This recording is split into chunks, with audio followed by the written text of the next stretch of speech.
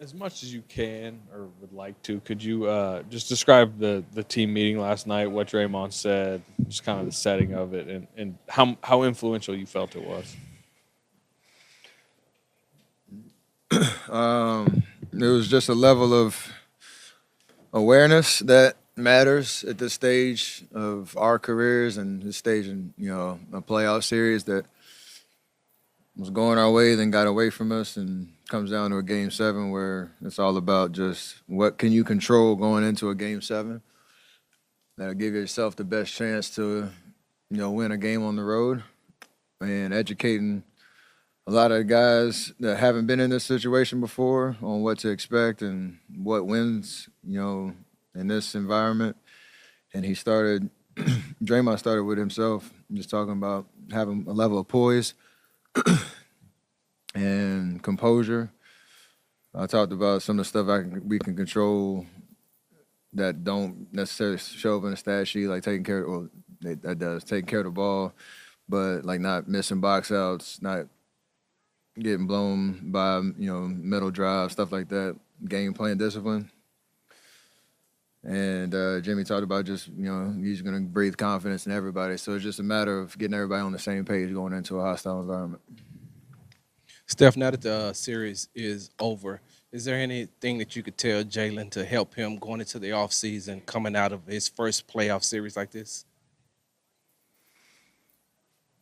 Every opportunity at this stage is a learning experience. I don't know what goes on in their locker room or what he's asked to do or how they talk, so I stay in my lane on that. But there's always a chance to come back stronger, better. Use the off season to be honest with yourself on what you need to do to get better. We all go through that journey in your career. Losing sometimes can make you better, so you just don't let it knock your confidence. Steph, he was their leading scorer coming into the series. How were y'all able to slow him down and make things difficult for him? For who? For Jalen, he was their leading scorer. How were y'all able to slow him down and make things difficult for him? I think it's just game plan discipline. They have a lot of threats out there, and again, they were a 2 seed for a reason because they had a certain style that their defense fed into their offense a lot. But for him specifically, it wasn't anything out of the ordinary. Just he demands attention, so you want to try to send bodies at him as much as possible. Fred got hot those 2 games. That really, got them kind of settled, and he was a legit scorer for him. Obviously, Sengun's going to do what he does, but if you don't let them have easy baskets, then you try to kind of feast on a little bit of inexperience, but you never know how it's going to go.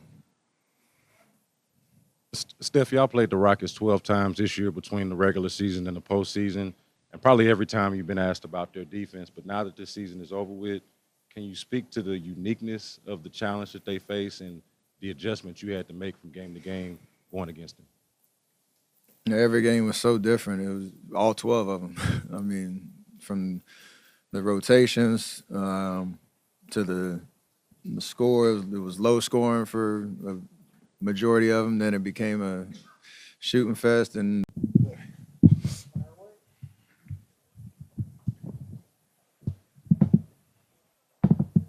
Draymond, what can you say about what Buddy did tonight for you guys? He was huge. The 33 points were great. 9 threes, incredible. But what he did on the defensive end was even more impressive. He took on every matchup that he had, whether it was Jalen, Fred, all over the Hawk and the ball handler. He ended up with Sengun on the post. Made him force a miss. Knocked the ball out. We was able to come up with the loose ball. He made winning plays all night. Huge game for him, 37 minutes. I'm not sure he's played that amount of minutes all year. But stayed the course. When we needed him most, he delivered. And if I didn't throw him a grenade, he would have been 9 for 10 for 3, but I threw him a grenade, so I'll take that one. Draymond, Coach, before you came in, he said that your emotions played a big part in this. What was that conversation with the team before you guys came out tonight? Just I thought, my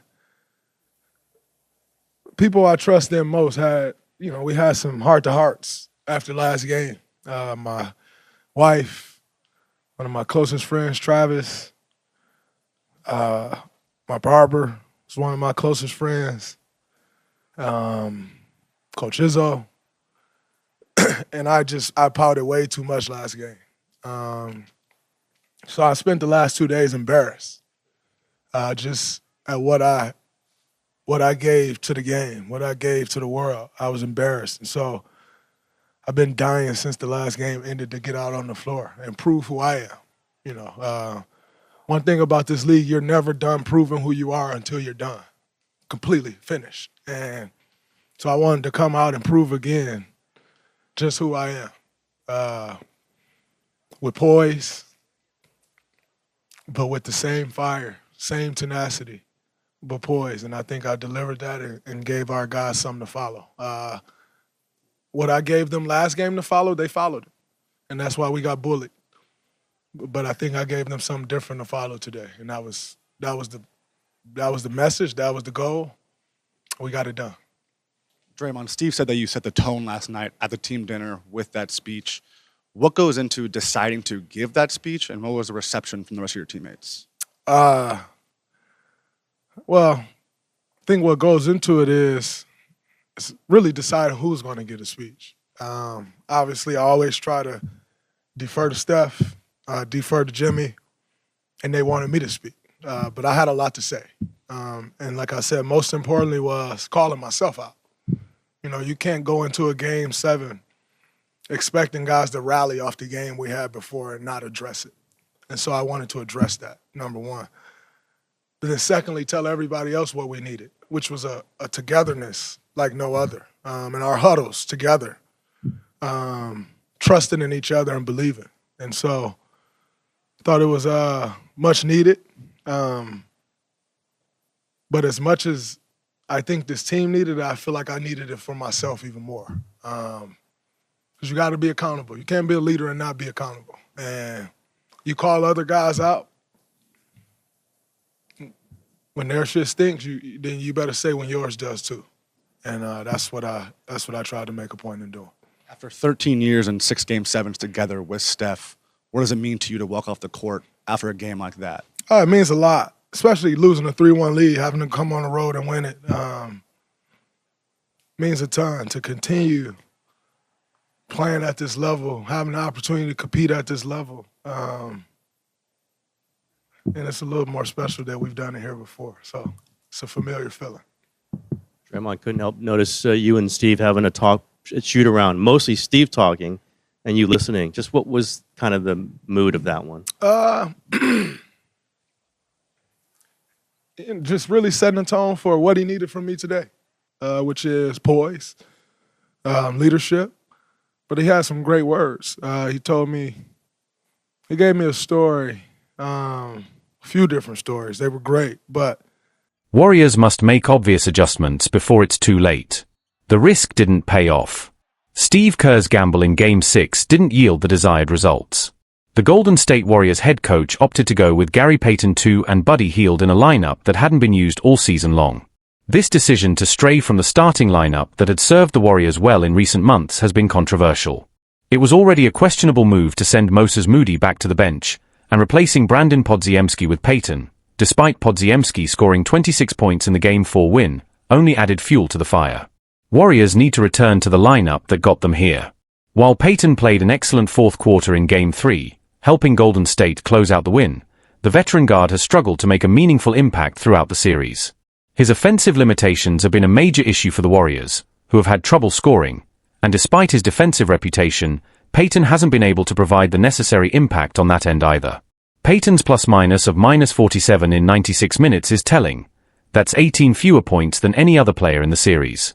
Kerr might still have faith in the experience Payton brings, but these numbers indicate that Payton simply shouldn't be starting at this stage of the playoffs. The same can be said for Buddy Hield. While he had solid performances in Games 3 and 4, his production predictably dropped off in Games 5 and 6, reflecting his overall season. In the last 2 games, Hield hit just 2 of 10 field goals and missed all 6 of his three-point attempts, finishing with a -25 in plus-minus. Kerr might argue that the inclusion of Hield and Payton was an attempt to better match up with Rockets center Alperen Sengun defensively. However, there comes a point where you need to trust the players who have gotten you this far, the ones who have proven themselves throughout the season. Trust the lineup that turned the season around. The lineup featuring Stephen Curry, Podziemski, Moody, Jimmy Butler, and Draymond Green was one of the best in the league during the final stretch of the season. It not only gave the Warriors a defensive boost but also helped propel them into a strong position, with the best defense in the NBA since February 7th. If the Warriors want to risk elimination in Game 7, they should at least fight with their best possible unit. The starting five of Podziemski and Moody, alongside the usual stars, posted a net rating of plus 16.4 over 211 minutes during the regular season, and they absolutely deserve the chance to set the tone for a potentially memorable Game 7 victory in Houston on Sunday. Making the right adjustments for success. At this stage in the playoffs, it's all about executing what works, not chasing risks that haven't panned out. The Warriors' best chance at winning now lies in trusting the lineup that's been consistently effective for them. Kerr and the Warriors' coaching staff have made bold decisions throughout the season, but Game 7 isn't the time to take unnecessary chances. It's time to trust in the players who have delivered and give them the opportunity to finish what they started. The pressure mounts. Warriors can't afford to waste this opportunity. As the Warriors gear up for a high-stakes Game 7, the pressure on Kerr and the rest of the coaching staff is mounting. This is the kind of game where every decision matters, and it's clear that Kerr will need to make the right choices to avoid a heartbreaking early exit. With the championship window still open but slowly closing, there's no room for mistakes, especially when the stakes are as high as they are in this series. Kerr has always been known for his ability to adapt and make timely adjustments, but this may be one of the biggest tests of his coaching career. The Warriors' core, led by Stephen Curry, is aging, and with each passing year, the team becomes more reliant on younger players like Podziemski and Moody to step up in big moments. The time to evolve the roster and make the right moves is now, before the window of opportunity closes for good. Podziemski's growth, a rising star in the making. Brandon Podziemski's continued growth throughout the season has been a silver lining for the Warriors, and his performance in the playoffs has solidified his place as a key piece of the future. The young guard has shown flashes of brilliance, whether it's in his scoring, his playmaking, or his ability to contribute on both ends of the floor. At just 22 years old, Podziemski is rapidly becoming a player the Warriors can rely on, and his development could be crucial in whether the team can compete for championships in the years to come. His impact during the regular season was significant, and the Warriors' defensive resurgence was largely thanks to his versatility and ability to fit seamlessly into Kerr's system. If Kerr can get Podziemski more involved and fully trust him in crunch time during Game 7, it could be the game changer the Warriors need. It's clear that, moving forward, Podziemski could be a foundational piece for Golden State, and giving him the opportunity to shine in the biggest moments would not only boost his confidence but also the team's chances of advancing. The need for balance. Depend on the stars but give youth a chance. While the Warriors' superstar trio of Curry, Thompson, and Green is still at the heart of the team's success, they need more than just their established stars to make a deep playoff run. The team needs to strike the right balance between trusting the experience of their veterans and incorporating the energy and potential of their younger players. This balance has been a hallmark of the Warriors dynasty, and it's been one of the keys to their success over the years. However, it's crucial that the Warriors don't fall into the trap of relying too heavily on their stars while neglecting the young talent that's capable of contributing in a major way. In this playoff series, players like Podziemski and Moody have proven they are more than capable of stepping up when needed. They offer the Warriors not just energy and fresh legs, but also a sense of urgency and hunger to prove themselves on the big stage. A game-changing decision. Kerr's move could define the series. The way Kerr handles the lineup in Game 7 could define the rest of the series, and with the Warriors' backs against the wall, every move he makes will be scrutinized. Returning to the starting five that performed so well in the final stretch of the season, featuring Podziemski and Moody alongside Curry, Green, and Thompson, would be the logical choice. The Warriors have shown that they're at their best when they trust this group, and the numbers speak for themselves. But Kerr will also have to make some key in-game decisions: when to push the pace, when to rely on their defense, and how to navigate the adjustments made by the Rockets. The Warriors are playing for more than just a playoff victory. They're fighting to keep their championship window wide open, and there's no margin for error. The pressure is not just on the players, but on Kerr himself to prove that his leadership and experience can guide this team to victory when it matters most. Looking beyond Game 7, the future of the Warriors. Regardless of what happens in Game 7, the future of the Warriors is full of possibilities. With a core of all-time greats like Curry and Thompson, coupled with a growing young talent pool featuring players like Podziemski and Moody, the Warriors are in a strong position to continue competing for championships in the future. But for now, Game 7 will be the ultimate test of their resolve. Can they rise to the occasion and make the necessary adjustments to secure another deep playoff run, or will they fall short? For the Warriors, it's not just about making it through this series, it's about setting the stage for their future, and making sure they're still a force to be reckoned with when the dust settles. With a blend of veteran leadership and young talent, the Warriors are in a unique position to extend their dynasty. But the road to another championship will require a mix of bold decisions, strategic adjustments, and unwavering trust in their players, especially in Game 7. As Kerr prepares to make his next move, the clock is ticking, and the weight of the moment is palpable. It's do or die for the Warriors, and their next steps will determine if they continue their championship pursuit or fall short of the high expectations that have come to define their dynasty.